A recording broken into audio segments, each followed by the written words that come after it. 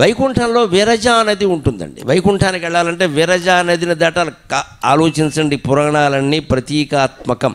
విరజ అనేది కేవలం ఒక నది, దాన్ని దాటడానికి ఏదో పడవేసికి వెళ్ళిపోదాం అలా ఆలోచించకూడదు. విరజ పేరు గమనించండి. రజోగుణము లేనివాడే దాన్ని దాటగలుగుతాడు. రజ అంటే రజోగుణం. రజోగుణం అంటే పంతాలు, పట్టింపులు, కక్షలు, కార్పణ్యాలు, పోటీలు, గొడవలు. ఇవి నన్ను అడిగితే అసెంబ్లీలో కంటే ఇళ్లలోనే ఎక్కువ. ఇవి తగ్గించుకోవాలి బాగా. ఇంట్లో ఉండే రాజకీయాలే అక్కడ ఉంటే కానీ కొత్తగా ఏమీ రావండి. ఎక్కడైనా సమస్య ఎక్కడైనా ఒకటే. అందుకే విరజ అనేది వైకుంఠానికి వెళ్ళాలంటే విరజ అనేది రజోగుణం వదిలిపెట్టు నువ్వు. ఎందుకంటే విష్ణుమూర్తి సత్వగుణం, పరమసత్వగుణం ఉంటేనే వైకుంఠానికి వెళ్ళగలడు. అంచేది విరజ అనేది ఎంత గొప్ప మాట అండి అది. రజోగుణం విగత రజహ.